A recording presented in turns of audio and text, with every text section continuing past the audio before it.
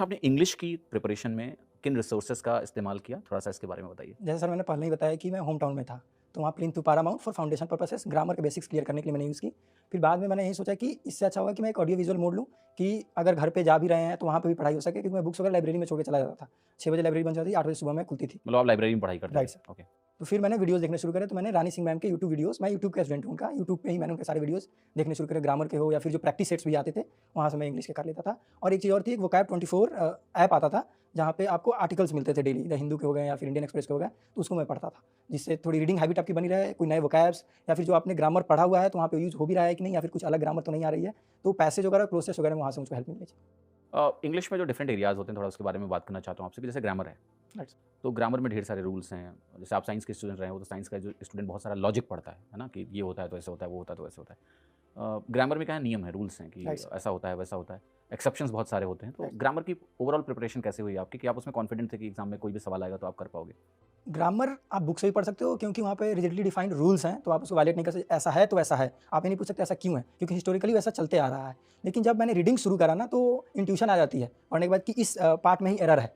ठीक है, बाद में हालांकि मैं ये भी ढूंढ लेता था कि एरर किस कारण से है, लेकिन जो शुरू शुरू में वो फीलिंग्स आनी शुरू हो गई थी कि हाँ, यहाँ पे ही एरर है, तो ग्रामर तो वहाँ से हो गया। या फिर अगर इंप्रूवमेंट का क्वेश्चन आता था, तो मैं चारों ऑप्शन को पढ़ता था कि ये ऑप्शन बेस्ट सूटेड ऑप्शन कौन है, और मैं चारों को फिट करके वहाँ पे देखता था कि हाँ, ये वाला है, ये वाला है, ये वाला नहीं है। तो रीडिंग मैंने बहुत करी है, अराउंड मैंने अगर देखा तो 6-7 महीने मैंने रोज ही कम से कम 2 आर्टिकल्स पढ़े हैं डिफरेंट डिफरेंट न्यूज़पेपर्स के। और मैं ऑनलाइन ही पढ़ता था कि कोई मैं न्यूज़पेपर खरीदता नहीं था, फिजिकल वाली जो न्यूज़पेपर्स आती हैं, तो मैं खरीदता नहीं, तो मैं ऑनलाइन ही पढ़ता था। वोकैब्युलरी में जैसे आपने कैसे अपना बेस बनाया? ये कुछ अच्छी बात वोकैब प्लिंथ टू पारामाउंट में दी हुई थी, वो थी, कुछ वोकैब यूट्यूब पे रानी मैम के, और जो आर्टिकल्स में वोकैब आती थी ना, उसके लिए मैंने एक सेपरेट नोटबुक रखा हुआ था और उसमें मैं नोट करता था। और जो ऐप है ना, वहाँ पे क्या होता है कि अगर उस पार्टिकुलर वर्ड पे आप टच करते हो, तो उसका वो मीनिंग देता है इंग्लिश और हिंदी दोनों में। मतलब एक क्वेश्चन मेरा ये है कि वोकैब्युलरी में जैसे आपने बोला आपके पास नोटबुक थी, उसमें आप लिखते थे। ये प्रोसेस थोड़ा लंबा हो जाता है। वर्ड्स को नोट करना, फिर उसकी मीनिंग देखना, फिर उसको लिखना, देन उसको सेंटेंस यूसेज वगैरह करना या कुछ तरीके से इसको याद रखना। Every word takes lot of time अगर आप इस पूरे प्रोसेस को फॉलो करते हो। आपको क्या लगता है कि ये जो एक्सरसाइज़ आपकी थी कि वर्ड्स को लिखना, उनको याद करना, थोड़ा-सा इसके बारे में विस्तार में बताओ कैसे आपने किया? और क्या वो आपका प्रोसेस वर्थ था? अगर हम उसको टाइम से कंपेयर करें कि टाइम भी जाता है इस चीज़ में, ठीक है? जब सर शुरू में प्रिपरेशन शुरू करते हैं, तो एक्चुअली आइडिया नहीं होता है क्या करना है, बाद में इम्प्रोवाइज़ करते जाते हैं चीज़ों को। बट मुझे याद है कि मैंने 3 महीने लगातार 90 डेज़ मैंने लिखे प्रॉपर, कि हाँ, वर्ड लिखी, उसकी स्पेलिंग लिखी, उसके बगल में उसका मीनिंग लिखा। और धीरे-धीरे जब एक बेसिक वोकैब्युलरी आप मेरा रेडी हो गया, ठीक है, तो फिर मैंने आगे वाले वोकैब्युलरीज़ के लिए लिखना छोड़ दिया। ओके, फिर आप हाँ, मैंने बीच में नॉर्मल लेविस की भी बुक खरीद ली थी, बाद में चल के, तो फिर मैंने उसको भी पढ़ी।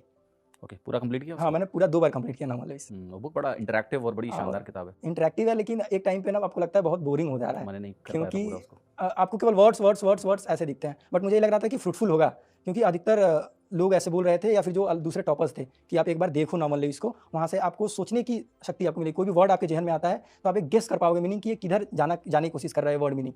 तो वहाँ से थोड़ी-थोड़ी मुझे हेल्प मिली वोकैब के लिए। इंग्लिश में बाकी जो एरियाज़ हैं like parajumbles, reading comprehension, cloze test, इन सब की तैयारी कैसे कैसे? मुझे लगा कि रीडिंग कॉम्प्रिहेंशन से मेरा क्लोज टेस्ट भी कवर हो रहा था, और ग्रामर मैंने इधर ठीक करा ही था। तो क्लोज टेस्ट में या तो वोकैब पूछे जाएँगे, या फिर आपको ग्रामर बेस पूछे जाएँगे। तो मैं वोकैब वगैरह रीडिंग कॉम्प्रिहेंशन, मतलब जो रीडिंग आर्टिकल्स करता था, उससे हेल्प मिल जाती थी मुझको। और ये पैसेज वगैरह को भी उससे ही हेल्प मिल जाती थी, क्योंकि मैं क्विकली पढ़ लेता था, समझ भी लेता था, आगे क्वेश्चंस भी मैं कर पाता था। हुँ।